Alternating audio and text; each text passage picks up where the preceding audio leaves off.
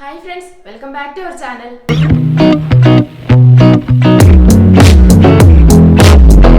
നമ്മുടെ ഭക്ഷണക്രമത്തിലെ ഒരു പ്രധാന വൈറ്റമിൻ സോഴ്സ് ആണ് ഇലക്കറികൾ അല്ലേ?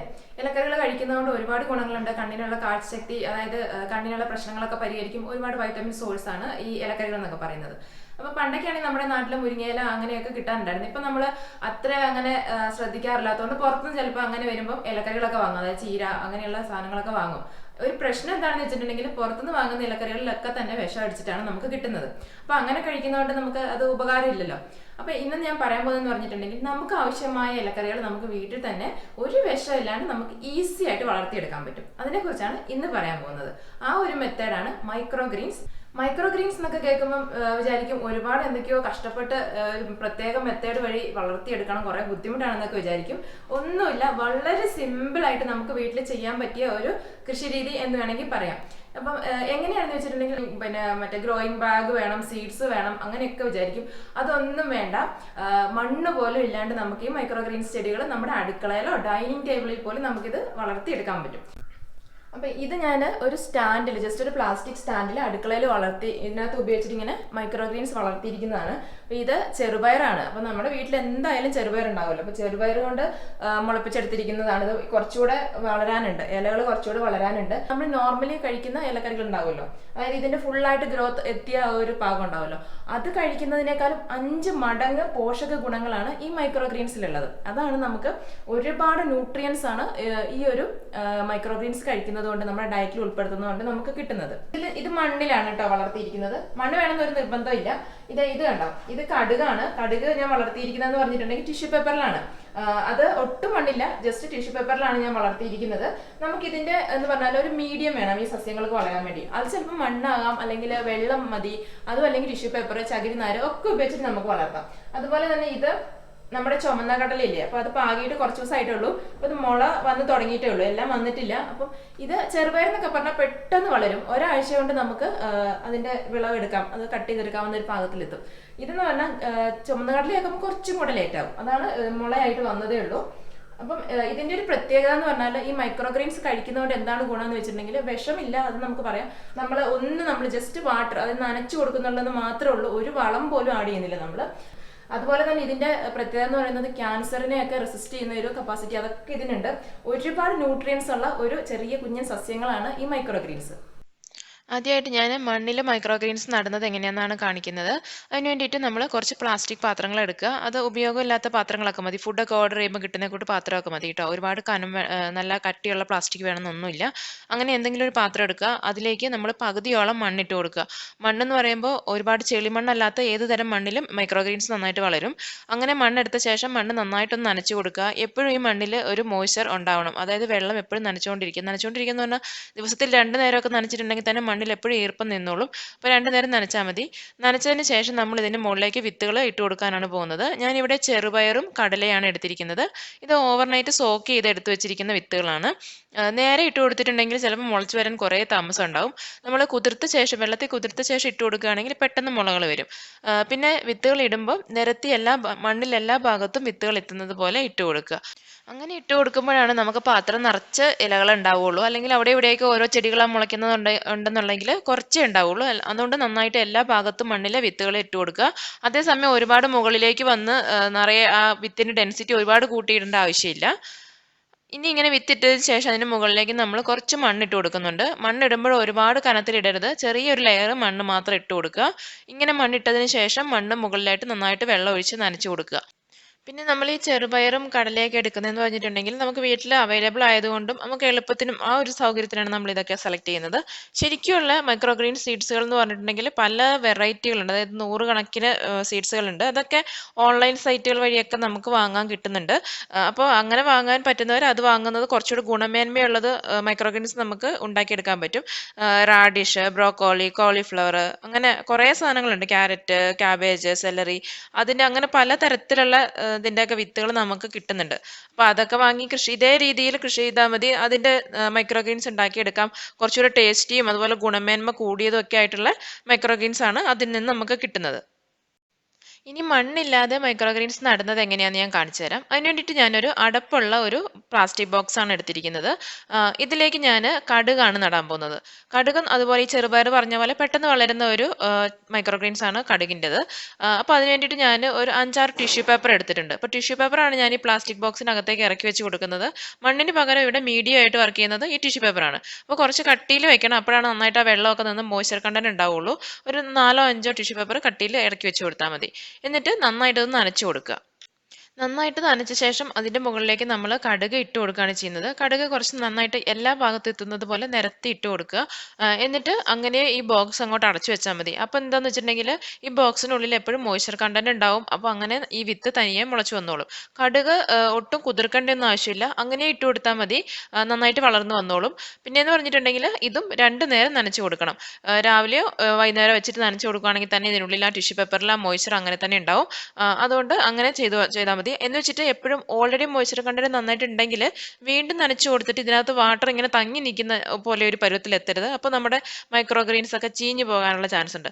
അല്ലാണ്ട് എപ്പോഴും അതിൽ വെള്ളം ഉണ്ടോ എന്നുള്ളതൊന്ന് ഉറപ്പുവരുത്തിയാൽ മാത്രം മതി. വിത്തുകൾ പാകിയ ശേഷം നമ്മൾ 2 ദിവസം സൺലൈറ്റ് ഒന്നും അടിക്കാതെ വെക്കുക. അപ്പോഴാണ് പെട്ടെന്ന് വിത്തുകൾ മുളച്ച് വരുള്ളൂ. അതിനുശേഷം മാത്രം നമ്മൾ സൺലൈറ്റ് ഒക്കെ കിട്ടുന്നിടത്ത് വെച്ചാൽ മതി. അതും ഫുൾ ഡേ സൺലൈറ്റ് ഒന്നും വേണമെന്ന് ആവശ്യമില്ല. ദിവസം ഒരു 3 മുതൽ 4 മണിക്കൂർ വരെ സൺലൈറ്റ് കിട്ടിയാൽ മാത്രം മതി. ഇത് നന്നായിട്ട് വളർന്നു വന്നോളും.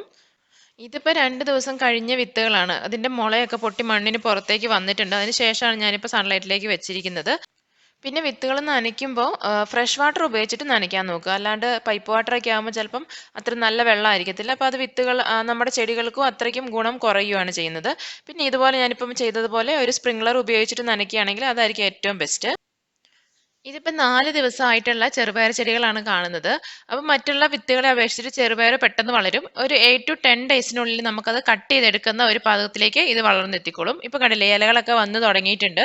ഇനി കുറച്ച് ദിവസത്തിനുള്ളിൽ തന്നെ ഒരു 5 ഡേയ്സ് ഒക്കെ മതി നമുക്കിത് കട്ട് ചെയ്തെടുക്കാൻ. ഇതിപ്പോൾ കറക്റ്റ് 1 വീക്ക് ആയിട്ടുള്ള ചെറുപയറിൻ്റെ മൈക്രോഗ്രീൻസ് ആണ് കാണുന്നത്. ഇലകളൊക്കെ നന്നായിട്ട് വന്നിട്ടുണ്ട്. ഈ 7 ദിവസം കൊണ്ട് തന്നെ നമുക്ക് ഈ മൈക്രോഗ്രീൻസ് വേണമെങ്കിൽ കട്ട് ചെയ്തെടുക്കാൻ യൂസ് ചെയ്യാൻ പറ്റുന്ന ഒരു പരുവത്തിലെത്തിയിട്ടുണ്ട്. ഇനി ഒരു 2-3 ദിവസം കൂടെ വെയിറ്റ് ചെയ്യുകയാണെങ്കിൽ ഈ ഇലകൾ കുറച്ചുകൂടി ഒന്നുകൂടി ഒന്ന് വലുതാകും. അതുപോലെ കുറച്ചുകൂടി ഡാർക്ക് ഗ്രീനിലേക്ക് ഇലകൾ കളർ ചേഞ്ച് ആകും. അത്രേ വ്യത്യാസം ഉണ്ടാവുള്ളൂ. പിന്നെയെന്ന് പറഞ്ഞാൽ നമ്മൾ ആകെ ശ്രദ്ധിക്കേണ്ടത് ദിവസത്തിൽ 2 നേരം നനച്ചു കൊടുക്കുക, അത് മാത്രം മതി. എപ്പോഴും അതിലൊരു മോയ്സ്ചർ കണ്ടന്റ് എപ്പോഴും ഉണ്ടെങ്കിലാണ് ചെടികൾ നന്നായിട്ട് വളരുകയുള്ളൂ. ഇപ്പം നമ്മുടെ പയറ് ചെടി 12 ദിവസമായിട്ടുണ്ട്. ശരിക്കും പറഞ്ഞിട്ടുണ്ടെങ്കിൽ 10 ദിവസത്തിനുള്ളിൽ നമ്മളത് കട്ട് ചെയ്യുന്നതാണ് ഏറ്റവും നല്ലത്. ഇതിങ്ങനെ നീളം കൂടുന്നതനുസരിച്ച് കുറച്ച് താഴേക്ക് ഇങ്ങനെ ചാടിയൊക്കെ കിടക്കുന്നുണ്ട്. ഒരുപാട് നീളം വെക്കില്ല കേട്ടോ, മാക്സിമം ഒരു 4 ഇഞ്ച് വരെയൊക്കെ നീളം വെക്കുള്ളൂ. എങ്കിലും 10 ദിവസത്തിനുള്ളിൽ കട്ട് ചെയ്യുന്നതാണ് ഏറ്റവും നല്ലത്. അപ്പം ഞാനിത് കട്ട് ചെയ്യാൻ പോവാണ്. നമുക്കിപ്പം യൂസ് ചെയ്യാൻ ഇതിപ്പോൾ വേണ്ടെങ്കിൽ പോലും എടുത്ത് കട്ട് ചെയ്ത് ഫ്രിഡ്ജിൽ സൂക്ഷിച്ചിട്ടുണ്ടെങ്കിൽ 5 ഡേയ്സ് നമുക്കിത് ഫ്രിഡ്ജിൽ സൂക്ഷിച്ചിട്ട് വേണമെങ്കിൽ ഉപയോഗിക്കാം. പക്ഷേ മാക്സിമം ഇത് നമ്മൾ ഉടനെ കട്ട് ചെയ്ത ഉടനെ കഴിക്കുന്നതാണ് നല്ലത്. നമ്മളിത് ഫ്രിഡ്ജിൽ സൂക്ഷിക്കുകയാണെങ്കിൽ ഒരു ബോക്സിൽ കുറച്ച് ടിഷ്യൂ പേപ്പർ വെച്ചിട്ട് അതിൻ്റെ മുകളിലായിട്ട് ഈ ഇലകൾ വെക്കുക. അപ്പോഴാണ് അത് കുറച്ചുകൂടെ ഫ്രഷ് ആയിട്ട് ഇരിക്കുകയുള്ളൂ. എന്നിട്ട് എല്ലാ ഇലകളും വെച്ച ശേഷം മുകളിലായിട്ട് ഒരു ടിഷ്യൂ പേപ്പർ കൂടെ വെച്ചിട്ട് ബോക്സ് ക്ലോസ് ചെയ്യുകയാണെങ്കിൽ നല്ല ഫ്രഷ് ആയിട്ട് നമുക്ക് യൂസ് ചെയ്യാൻ പറ്റും. പിന്നെ ഒരു തവണ നമ്മൾ ഇലകളൊക്കെ കട്ട് ചെയ്ത് കഴിഞ്ഞിട്ടുണ്ടെങ്കിൽ വീണ്ടും ആ തണ്ടിൽ നിന്ന് വേറെ ഇലകളൊന്നും വരില്ല. ഒരു തവണ മാത്രമേ നമുക്ക് വിളവെടുക്കാൻ പറ്റുള്ളൂ. പിന്നെന്ന് പറഞ്ഞാൽ ആ മണ്ണും ബോക്സൊക്കെ നമുക്ക് വീണ്ടും മൈക്രോഗ്രീൻസ് ഒക്കെ നടാൻ വേണ്ടിയിട്ട് ഉപയോഗിക്കാം. ആ വേരുകൾ പിഴുത് മാറ്റിയിട്ടുണ്ടെങ്കിൽ അതിൽ വീണ്ടും ആ സെയിം മണ്ണിൽ നമുക്ക് മൈക്രോഗ്രീൻസ് നടാവുന്നതേ ഉള്ളൂ. കണ്ടോ, ഒരു പിടി ചെറുപയറിൽ നിന്നാണ് എനിക്കിപ്പോൾ ഒരു ബോക്സ് ഇലകൾ കിട്ടിയിട്ടുള്ളത്. ഒരു പിടി ചെറുപയറുണ്ടെങ്കിൽ നമുക്കൊരു 3 പാത്രത്തിലൊക്കെ നല്ല സുഖമായിട്ട് നടാനുള്ള ചെറുപയറുണ്ട്. ആ 3 പാത്രത്തിലും കൂടെ കട്ട് ചെയ്യുകയാണെങ്കിൽ ഒരു കറിക്കുള്ള ഇലകൾ കിട്ടും. കണ്ടോ, വേറെ ചിലവുകളൊന്നുമില്ല, ജസ്റ്റ് നനച്ചു കൊടുത്താൽ മാത്രം മതി. ഇപ്പം ഞാനിത് കുക്ക് ചെയ്യുന്നില്ല, അതുകൊണ്ട് ഞാനിത് ഫ്രിഡ്ജിലോട്ട് വെക്കുകയാണ്. എന്നിട്ട് അടുത്ത വീഡിയോയിൽ ഇതിൻ്റെ റെസിപ്പി ഞാൻ പോസ്റ്റ് ചെയ്യാം. ഇത് നമ്മൾ ടിഷ്യൂ പേപ്പറിൽ കടുക് പാകിയിട്ടില്ലേ, അതാണ്. അപ്പം ഇത് 2ാമത്തെ ദിവസമാണ്. നന്നായിട്ട് മുള വന്നിട്ടുണ്ട്, കണ്ടോ. ഇത് ഡെയിലി 2 നേരം നനച്ചു കൊടുക്കുന്നുണ്ടായിരുന്നു. അപ്പം നന്നായിട്ട് ഒന്നുകൂടി നനച്ചു കൊടുക്കാൻ എടുത്തതാണ്. എന്നിട്ട് വീണ്ടും ഇത് അടച്ചു വെക്കുക. ഇതിൻ്റെ ഇലകൾ നന്നായിട്ട് വരുന്നതുവരെ ഇത് അടച്ചു വെച്ചാൽ മതി. ഇത് നമ്മൾ ഓൾറെഡി ഇലകൾ കട്ട് ചെയ്തിട്ടുണ്ടായിരുന്ന ബോക്സസ് ആണ്. അപ്പോൾ അതിൻ്റെ ആ വേരിൻ്റെ ഭാഗം നമ്മളൊന്ന് കൈകൊണ്ട് പിഴുത് മാറ്റുവാണെങ്കിൽ നമുക്ക് വീണ്ടും അതിനകത്ത് മൈക്രോഗ്രീൻസ് വിത്തുകൾ ഇട്ട് കൊടുത്തിട്ട് കുറച്ച് മണ്ണ് അതിൻ്റെ മുകളിലായിട്ട് ഇട്ട് കൊടുക്കുകയാണെങ്കിൽ സെയിം ആ രീതിയിൽ നനച്ച് കൊടുത്തിട്ട് നമുക്ക് വീണ്ടും ഇങ്ങനെ മൈക്രോഗ്രീൻസ് ചെടികൾ വളർത്തിയെടുക്കാൻ പറ്റും. ഒട്ടും വേസ്റ്റ് ആകത്തില്ല. മണ്ണോ ബോക്സോ ഒന്നും നമുക്ക് കളയേണ്ട ആവശ്യമില്ല. അതുപോലെ തന്നെ നമുക്ക് ഈ ചെറുപയറിനൊക്കെ പകരം കറുത്ത കടല അല്ലെങ്കിൽ ഗ്രീൻ പീസ്, കടുക്, ഉലുവ, അങ്ങനെ ഒരുപാട് വെറൈറ്റി ഓഫ് നമുക്ക് വീട്ടിൽ അവൈലബിൾ ആയിട്ടുള്ള വിത്തുകൾ നമുക്കിങ്ങനെ പാകി മുളപ്പിച്ച് നമുക്ക് കഴിക്കാൻ ഉപയോഗിക്കാം. പിന്നെ ഒരു കാര്യം ശ്രദ്ധിക്കേണ്ടതെന്ന് പറഞ്ഞിട്ടുണ്ടെങ്കിൽ തക്കാളി, പൊട്ടറ്റോ, എഗ് പ്ലാന്റ് ഇതൊന്നും നമ്മളിങ്ങനെ സ്പ്രൗട്ടായിട്ട് മുളപ്പിച്ചിട്ട് ഇങ്ങനെ കഴിക്കാൻ പാടില്ല. കാരണം അത് നൈറ്റ് ഷെയ്ഡ് പ്ലാന്റ്സ് എന്നാണ് അറിയപ്പെടുന്നത്. അപ്പോൾ അതങ്ങനെ സ്പ്രൗട്ട് കഴിക്കുകയാണെങ്കിൽ അത് ഭയങ്കര ടോക്സിക് ആണ്. അപ്പോൾ അത് മാത്രം ശ്രദ്ധിക്കുക. ഇത് ഒരാഴ്ച പാകമായിട്ടുള്ള കടുകലകളാണ്. ഇപ്പോൾ ടിഷ്യൂ പേപ്പറിൽ വളർത്തിയത് കൊണ്ടാണ് ഈ ബോക്സിന്റെ ലെവൽ വരെ നമുക്ക് ഹൈറ്റ് തോന്നുള്ളൂ. അപ്പം അടി മുതലേ നമുക്ക് വേര് വന്ന് ഉടനെ തണ്ട് താഴെ മുതൽ മണ്ണിന്റെ ഹൈറ്റ് ഇല്ലല്ലോ, അതുകൊണ്ടാണ് ഇങ്ങനെ ഹൈറ്റ് കുറവ് തോന്നുന്നത്.